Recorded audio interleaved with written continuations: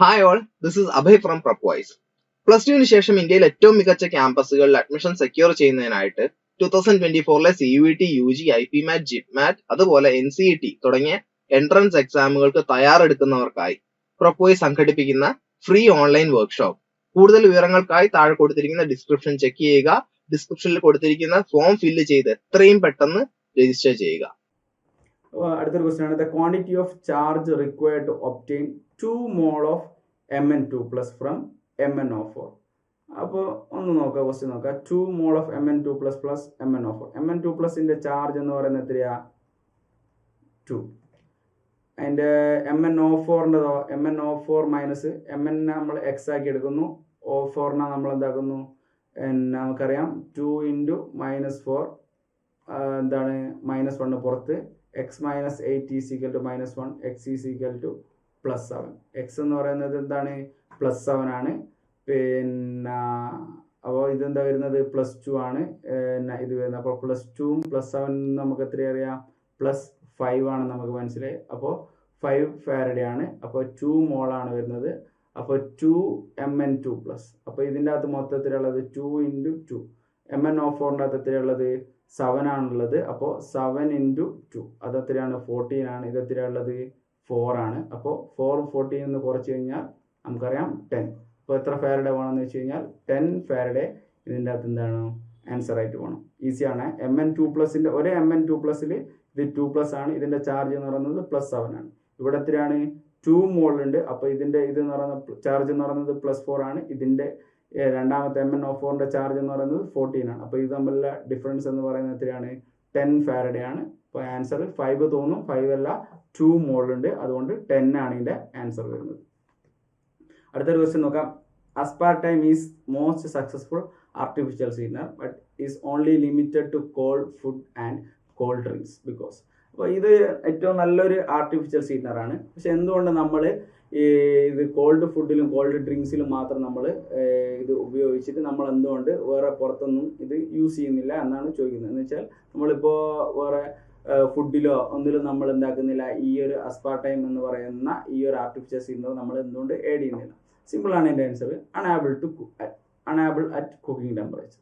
Cooking ടെമ്പറേച്ചറിൻ്റെ അകത്ത് ഈ സാധനം എന്തല്ല, സ്റ്റേബിൾ അല്ല. അതുകൊണ്ട് നമുക്ക് ഈ സാധനത്തിന് എല്ലാ ഫുഡിൻ്റെ അകത്തേക്കും നമുക്കിത് ആഡ് ചെയ്യാൻ കുറച്ചൊരു പ്രയാസമുണ്ട്. അതുകൊണ്ട് മാത്രമാണ്. ഇല്ലെങ്കിൽ ഇതായിരിക്കും നമ്മളെപ്പോഴും നമ്മൾ കഴിക്കുന്ന ആർട്ടിഫിഷ്യൽ സ്വീറ്റ്നർ ഏറ്റവും കൂടുതൽ, അല്ലെങ്കിൽ അസ്പാർട്ടൈമായി മാറാമായിരുന്നു. അടുത്തൊരു ക്വസ്റ്റ്യൻ ആണ്, which of the following is not correct about the order of a reaction. ഒരു ക്വസ്റ്റ്യൻ്റെ അകത്ത് നമുക്ക് കുറച്ച് ഓർഡറിൻ്റെ കുറച്ച് ഓപ്ഷൻസ് തന്നിട്ടുണ്ട്. ഇതിൽ ഏതാണ് ഓർഡറിൻ്റെ ഇതല്ലാത്ത സ്റ്റേറ്റ്മെന്റ് എന്നാണ് ചോദിക്കുന്നത്. The order of the reaction is the sum of the powers of the molar concentration of the reactant in the rate law. അപ്പോൾ കറക്റ്റ് ആണ്. സം ഓഫ് ദ പവേഴ്സ് ആണ്. A⁻x B⁻y ഉണ്ടെങ്കിൽ x+y ആണ് എന്ത്, അതിൻ്റെ ഓർഡറിൻ്റെ power. The rate of a reaction is always equal to the stoichiometric coefficient of the reactant in the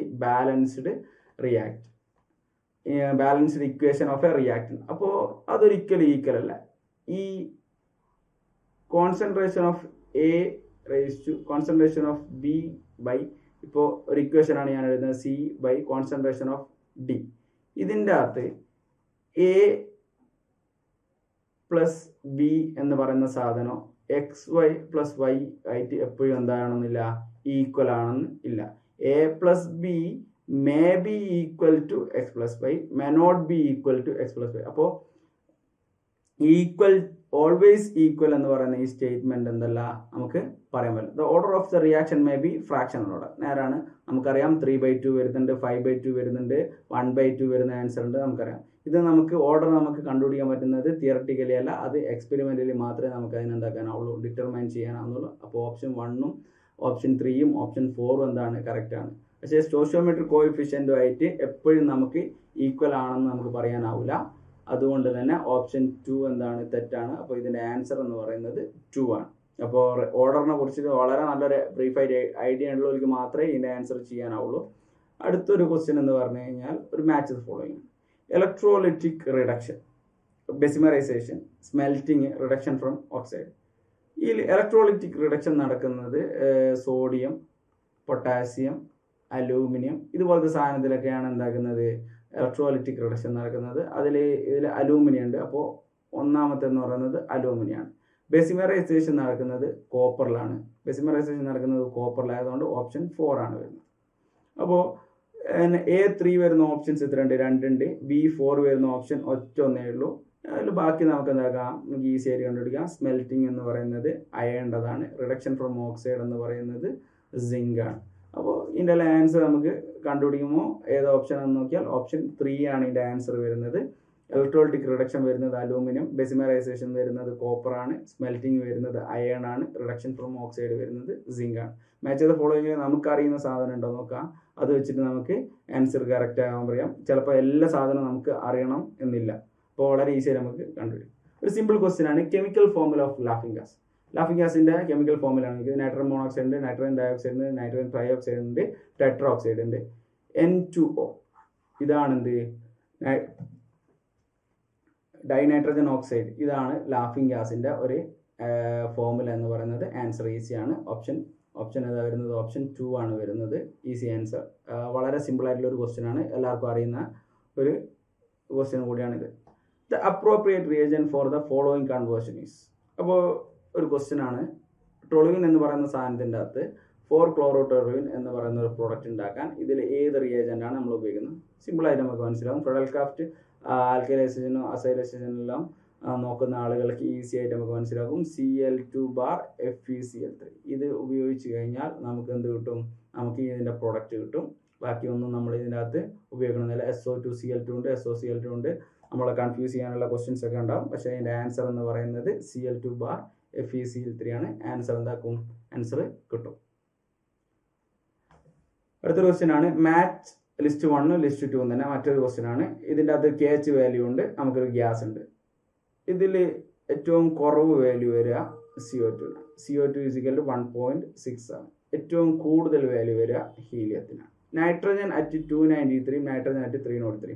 temperature കൂടുന്ന സമയത്ത് KH വാല്യൂം കൂടും. അപ്പോൾ 89 ആണ്. N2 at 76.5. അപ്പോൾ A എന്ന് പറയുന്നത് 2 വരുന്ന ഓപ്ഷൻസ് 2 ഉണ്ട്. B എന്ന് പറയുന്ന സാധനം 3 വരുന്ന ഓപ്ഷൻസ് ഒറ്റൊന്നേ ഉള്ളൂ. അപ്പോൾ ഇതാണ് C4 ആണ്. C എന്ന് പറയുന്നത് 4 ആണ്. D എന്ന് പറയുന്നത് 1 ആണ്. അപ്പോൾ ഓപ്ഷൻ ഏതാ വരുന്നത്? ഓപ്ഷൻ 3 ആണ് വരുന്നത്. ഓപ്ഷൻ 3 ആണ് വരുന്നത്. ആൻസർ ഈസി ആയിട്ട് കണ്ടുപിടിക്കാനാവും. CO2ന്റെ വാല്യൂ ആയിരിക്കും KH ഏറ്റവും കുറവുണ്ടാവുക, ഹീലിയത്തിൻ്റെ അതായിരിക്കും കൂടുതൽ ഉണ്ടാവുക. ടെമ്പറേച്ചർ കൂടുന്നതിനനുസരിച്ച് N2ന്റെ 303 എന്ന് പറയുന്നതിൻ്റെ ആയിരിക്കും വാല്യൂ കൂടുതൽ ഉണ്ടാവുക, KH വാല്യൂ. അതേപോലെ തന്നെ 293 കുറച്ചുകൂടെ കുറവ് ടെമ്പറേച്ചർ ആണ്. അപ്പോൾ അതിൻ്റെ വാല്യൂ അതിനനുസരിച്ച് KH വാല്യൂ അതിനനുസരിച്ച് മാറും. ഓപ്ഷൻ എന്താണ്? ഓപ്ഷൻ 3 ആണ്. അടുത്ത ക്വസ്റ്റ്യൻ ആണ്. The hormone which control the process of burning of fats, protein and carbohydrates with the liberation of energy in the body. സിമ്പിളാണ്. വളരെ ഈസി ആയിട്ട് ബയോമോളിക്യൂൾസ് എല്ലാം അറിയുന്നവർക്ക് മനസ്സിലാവും. തൈറോക്സിൻ എന്ന് പറയുന്നതിൻ്റെ ആ ഒരു സംഭവമാണ് ആ ഒരു ഹോർമോണാണ് നമ്മളെ ഇത്രയും പ്രോസസ്സിന് വേണ്ടി സഹായിക്കുന്നത്. പ്രോസസ് ഓഫ് ബേണിംഗ് ഫാറ്റ്സ് ആയിക്കോട്ടെ, പ്രോട്ടീൻ ആയിക്കോട്ടെ, കാർബോഹൈഡ്രേറ്റ്സ് ആയിക്കോട്ടെ, ലിബറേഷൻ ഓഫ് എനർജി. ഇതിൽ അഡ്രിനാലിന് അതിന് ഉപയോഗിക്കുന്നില്ല, ഇൻസുലിൻ അതിന് ഉപയോഗിക്കുന്നില്ല, ഈസ്റ്റോഡയൽ അതിന് ഉപയോഗിക്കുന്നില്ല. അപ്പോൾ തൈറോക്സിൻ ആണെന്ന് നമുക്ക് ക്വസ്റ്റ്യൻ കാണുമ്പോൾ തന്നെ ഒരുവിധ ആളുകൾക്കെല്ലാം ആൻസർ ചെയ്യാൻ പറ്റുന്ന ഒരു ക്വസ്റ്റ്യൻ ആണ് ഇത്. In a Freundlich adsorption isosome, the value of 1/m. ആ ഇക്വേഷനിലൊക്കെ KP റേഷ്യോ 1/n എന്ന് പറയുന്ന ഇക്വേഷൻ, ആ ഇക്വേഷൻ അറിയാത്ത ആളുകൾക്കും ഇതിനെ ആൻസർ ചെയ്യാം. n എന്ന് പറയുന്നതിന്റെ വാല്യൂ എപ്പോഴും ഗ്രേറ്റർ ദാൻ 1 ആയിരിക്കും. അപ്പോൾ 1/2 ആണെങ്കിൽ ഇതിന്റെ വാല്യൂ എത്രയാണ് വരിക? 0.5. ഇപ്പോൾ 1/3 ആണെങ്കിൽ ഇതിന്റെ വാല്യൂ എത്രയാണ് വരിക? 0.33. ഇപ്പോൾ 1/4 ആണെങ്കിൽ ഇതിന്റെ വാല്യൂ എത്രയാണ്? 0.25. ഇപ്പോൾ 1/5 ആണെങ്കിൽ ഇതിന്റെ വാല്യൂ എത്രയാണ് വരിക? 0.2. അപ്പോൾ ഈ n എന്ന് പറയുന്നത് ഗ്രേറ്റർ ദാൻ 1 ആണ്. അപ്പോൾ ആ ഒരു വാല്യൂ എപ്പോഴും നിൽക്കുന്നതെന്ന് പറഞ്ഞാൽ, അപ്പോൾ ഗ്രേറ്റർ ദാൻ 1 എന്ന് പറയുന്ന സമയത്ത് ആ ഒരു റേഞ്ച് എന്ന് പറയുന്നത് 1ൽ താഴെയും എത്രയാണെങ്കിലും, ഇപ്പോൾ 1/1000 ആണെങ്കിലും 0.